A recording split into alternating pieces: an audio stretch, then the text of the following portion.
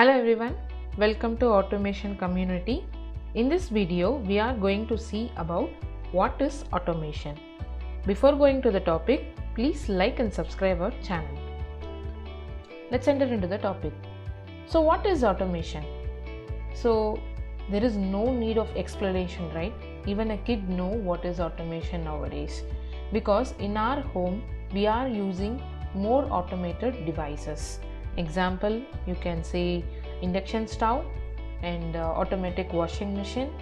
Like that we can find more devices around us, right? Fine. So in simple, what we can call as automation? It is a self-dictated system. You can see the word automation gives the meaning self-dictating or a mechanism moved by itself or operating according to the program we have done, right? So the auto and matos means, auto means a self and a matos means moving. It is a Greek word and they have combined these two to make the word called automation. So why we have introduced automation? Mainly to replace the human operators and to improve the safety and obviously to increase the production, right? So let's move on to the history of automation. So automation was highly popularized in 1910s and 1920s.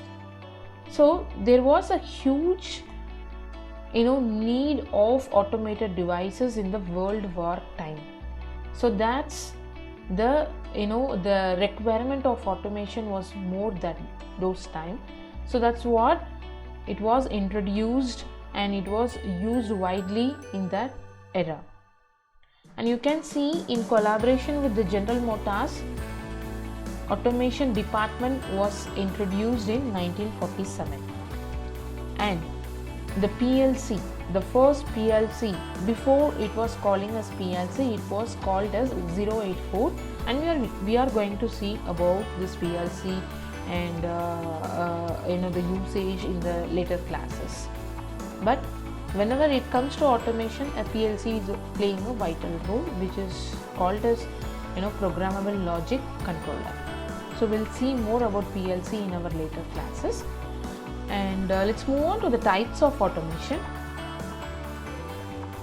So as I have already discussed about the devices what and all we are used in home will come under a home automation.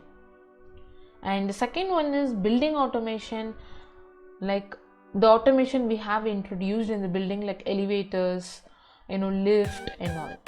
And we have an industrial automation and process automation, public transport automation, where you can find the example like traffic light control.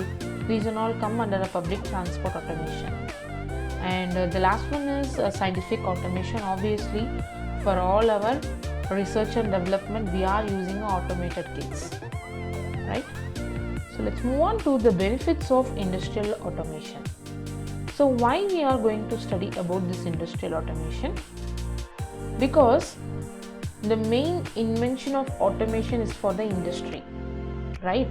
Because the production, we want to increase the production, right? So industries are our backbone. So obviously you can find more automation usage in the industry. And in our course, we are going to study more about this industrial automation. And here and there we will find some examples for home automation and building automation. So what is industrial automation? So the device or the system which we are going to implement in the industry to increase production, to ensure the safety and to replace the human operators. And as we have already discussed, you can see the benefits of industrial automation here. So to increase the precision, to improve the product quality, to reduce periodic and manual checking. This is very, very important, because if you put a human operator, obviously there will be a human error, but if you put a machine over there, we can reduce the error. But obviously to make that machine we want a human, that's a different case. So to increase the consistency in output also we require a machine. So these are all the very basic benefits of industrial automation. So let's move on to the history of automation. So how it evolved. So there was a time where we were using only manual control, right? For example, let's take a boiler over there, and you have a temperature controller or a temperature indicator over the boiler. Let's take a temperature indicator.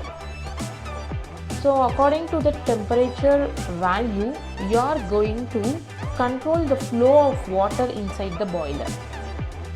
If the boiler is reading high temperature, you need to increase the flow of water high. If the temperature is getting low, you need to decrease the flow of the water. So there was a time we used to control this system manually. So operator have to be near the boiler and he have to continuously monitor the temperature indicator to get the value, and according to that he will change the flow of water. So there was a time we were controlling temperature using a manual control. So in this case you can find more disadvantages, right? First thing, the accuracy is very less, right? And safety is also matters when we are putting a human over a high temperature boiler, nearer to the high temperature boiler. So these are all the cases which push the man to invent something which will reduce these kind of insecurities in the industries, right? So there was one step above a manual control, there was a pneumatic control. So we were controlling the system using air pressure, and then comes a hardwire logic control, which is nothing but a relay control.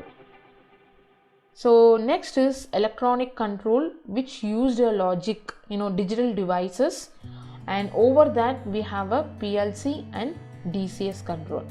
So in each step we found more advantages and more disadvantages. So as we have already discussed, we found more disadvantages in the manual control. That's what we jumped to the pneumatic control. Then we found more disadvantages over that and we moved to the hardwire. And if you see the hardwire, there was a relay control system. If you see a hardwire relay, it is having multiple wires. You need to connect each and every logic using the wire. Fine. So if you want to troubleshoot, it will be a big headache for the operator to find out where is the fault. So this made an engineer to move to the electronic control, where we used some digital logic gates to perform the operation. So then we move to the PLC and DCS control. So let's see more about this PLC in our later classes. So, but in industrial automation, this PLC and DCS are playing a major role, right? So that's in our top, it's in the tree's top. And next we have industrial automation devices. So what is this? What are the components or devices we are going to use it in the industrial automation? So first thing is field instruments. So let's take the same boiler example. So I want to measure what is the temperature of the boiler, right? So for that I need an instrument which is used to measure the process variable. So here the temperature is the process variable. So I'll be using some temperature sensor or transmitter or a transducer to measure the temperature. So that is the field instruments. the instruments which are used for the measurements.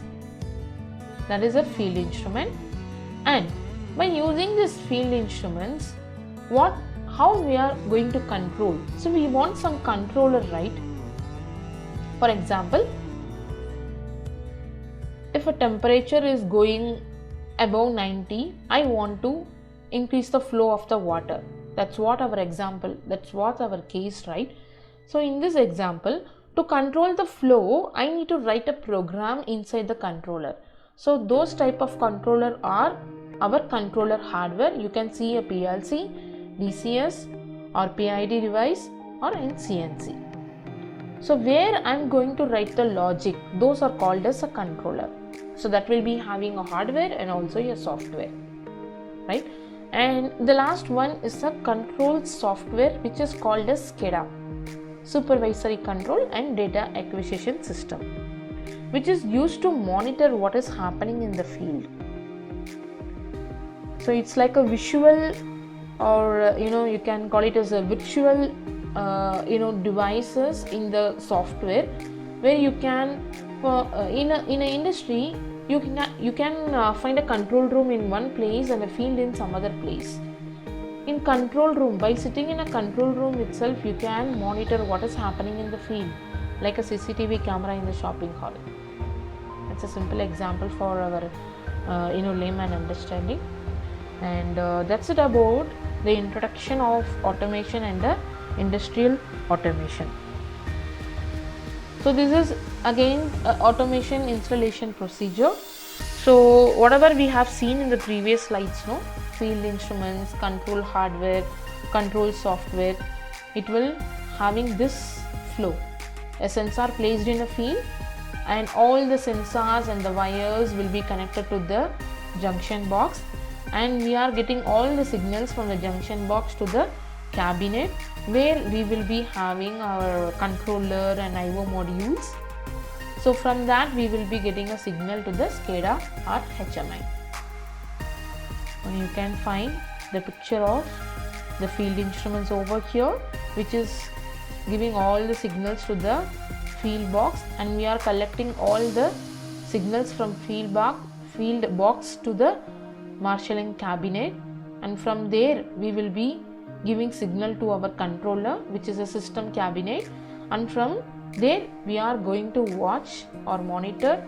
Even we can control also from the workstation, which is nothing but our HMI or SCADA, right?